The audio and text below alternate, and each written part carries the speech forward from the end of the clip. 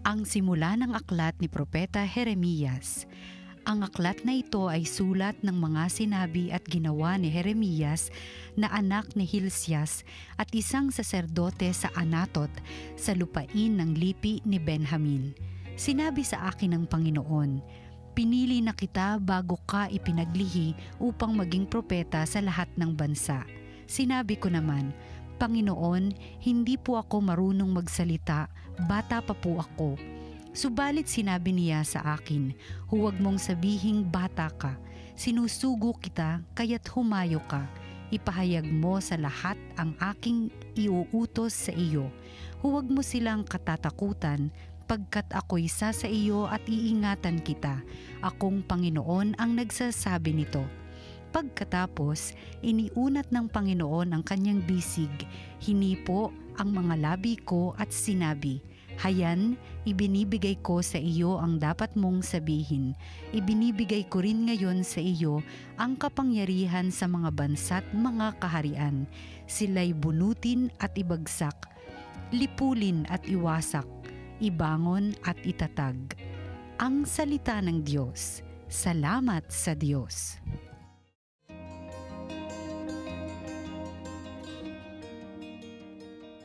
Patuloy kong isasaysay ang dulot mong kaligtasan.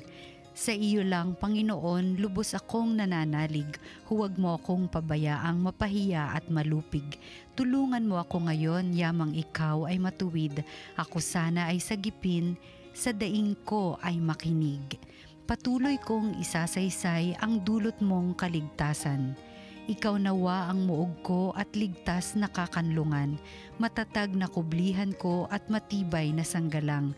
Sa lahat ng masasama, O Diyos, ako'y ipaglaban. Sa kuko ng mababagsik, huwag mo akong pabayaan. Patuloy kong isasaysay ang dulot mong kaligtasan. Panginoon, sa iyo ko inilagak ang pag-asa.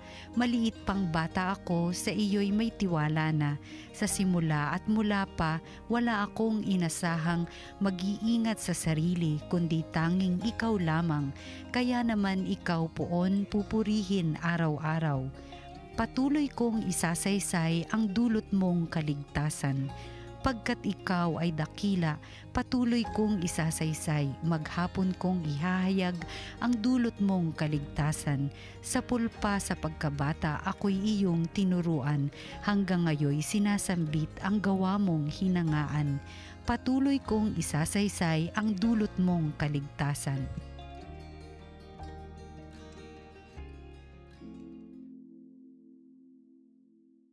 Ang mabuting balita ng Panginoon ayon kay San Mateo. Noon ding araw na iyon, si Jesus ay lumabas ng bahay at naupo sa tabi ng lawa. Pinagkalipumpunan siya ng makapal na tao, kaya sumakay siya sa isang bangka at doon naupo. Nasa dalampasigan naman ang mga tao at nagturo siya ng maraming bagay sa pamamagitan ng mga talinghaga. May isang magsasakang lumabas upang maghasik. Sa kanyang paghahasik ay may binhing nalaglag sa tabi ng daan. Dumating ang mga ibon at tinuka ang mga iyon. May binhi namang nalaglag sa kabatuhan. Sapagkat manipis lang ang lupa roon, sumibol agad ang binhing iyon. Ngunit nang mapabilad sa matinding sikat ng araw ay natuyo. Palibhas ay walang gaanong ugat. May binhi namang nalaglag sa dawagan. Lumago ang mga dawag at ininis ang mga iyon. Ngunit ang binhing nalaglag sa mabuting lupa ay nag-uhay. May tig 100, may tig 60 at may tig 30 butil ang bawat uhay. Ang may pandinig ay makinig. Ang mabuting balita ng Panginoon. Pinupuri ka namin, Panginoong Hesukristo. Bilang mga Kristiyano, tayo pong lahat ay tinatawag sa isang mundo ng pag-ibig, no, ng habag, no, sa ating kapwa. Tumulong daw po tayo na magkaroon ng buhay ang ating kapwa at magbigay papuri po tayo sa ating Panginoong Diyos. No? At dito po sa ating ebanghelyo, hinuhubog tayo ng Panginoon para tayo ay maging mabunga, no, sa ating mga gawain. At magiging mabunga lang yan, at ang tinuturing ko na halimbawa ay yung mismong bunga na nakatanim ng maayos, no? Sa isang matabang lupa, tapos ang dami niyang bunga at maraming tao ang nakikinabang. Ang opposite niyan ay siyempre ay walang kabunga-bunga, baog, no? Hindi walang fruitfulness, no, sa kanyang, at ang masama pa ay nagdudulot din ito ng kamatayan sa kanyang kapwa at wala na itutulong sa daigdig. So paano tayo magiging mabunga dito sa mundong ito? Ang dami po kasing elemento ng mga pagtatanim. Hindi ko naman makiklaim na ako'y isang magsasaka, no? Meron akong green thumb. Ang nakikita ko lamang ay katulad din dito sa ating ebanghelyo, kailangan siyempre ang lupa ay mataba. Hindi naman po pwede ang lupa ay punong-puno ng bato. Hindi kasi tatagal yung roots na iyon eh. Siguro kailangan handain natin yung ating buong sarili, no? Unang-una sa paghahangad ng kabutihan ng Diyos. Hindi tayo mamumunga kung sa simula pa lamang makamundo na kaagad yung ating mga naisin dito. Hindi tayo siyempre mamumunga. Kailangan humiwalay tayo sa mundo ng kasalanan. Kailangan deliberate po yan. Humingi po tayo ng tawad, no? Sa ating Panginoon. So ang pinakauna po talaga ay conversion. Hindi pwedeng bato-bato dyan o kaya may dawag. Hindi po pwede. Pero yung ating intention na sana magsimula ang ating buhay na kasama natin ang Panginoon. Tapos ano pa ba? Siyempre, kailangan mo ng na pagkatapos na maitanim, no? Medyo nilalagyan mo ng pataba, no? Yung lupang iyon, nilalagyan mo pa ng fertilizer. Para sa akin, itong paglalagay ng mga fertilizer na ito, para yung lupa ay naging mataba, ay pamamaraan para ma-nourish po natin. Hindi lang yung siguro yung ating pananampalataya, kundi yung ating mga habits na rin.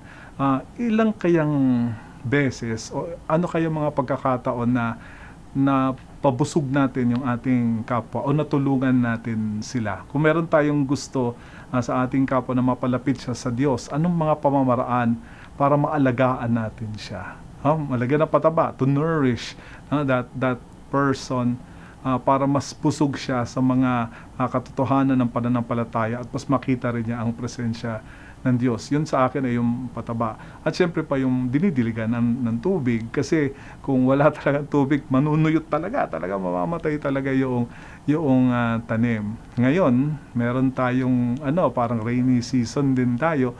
Minsan nakikita ko ang ganda-ganda ng bagsak ng ulan at gustong-gusto ito ng mga tanim, no? Kaya nabubuhay po sila ng maayos. Ang ganda-ganda po talaga nilang tignan. Itong pag-apaw na ito ng ulan ay parang grasya ng Diyos na nahuhulog sa atin. Hindi lang basta tayo ay nabubusog, kundi lahat sa mundo. Sabi nga ang grasya ng Diyos ay nahuhulog sa kapwa mabuti at mga masasama. Sa madalit salita, hindi nagkulang ang Panginoon sa pag-aalaga sa atin, na tayo'y kahit makasalanan, inaalagaan na niya tayo kaagad. At tayo, ano naman ang pwede natin gawin? Sa pag-apaw ng mga kabutihan ng Diyos sa ating buhay, sikapin na rin natin na paapawin ang ating sariling buhay ng kabutihan naman ng Diyos, no? At ibigay ito parati sa ating kapwa, at huwag natin ito itago sa ating sarili. No? Sa ganitong paraan, namumunga po tayo. Yung ating pong pag-ibig sa Panginoon ay namumunga sa pamamagitan din ng pag-ibig natin sa ating kapwa, at mas maraming tao ang napapalapit sa Panginoon. Magdasal po tayo. O Diyos, kami po ay yung lupa na tinamnan mo ng iyong banal na salita. Tulungan niyo kaming tanggapin ito ng maayos sa pamamagitan ng tapat na pagsisisi kung hindi na ayon ang aming buhay sa inyong kalooban. At ikalawa, makatulong nawa kami sa pag-aaruga, pag-aalaga ng pananampalatayang pinagkaloob mo sa amin, at maipamalas din namin ito sa aming kapwa. At sana lahat ng mga tao sa daigdig na ito na inyong nilikha ay maging mabunga sa paggawa ng kabutihan para sa kanyang kapwa. Hiniling po namin ito sa pamamagitan ni Jesu Kristong aming Panginoon. Amen.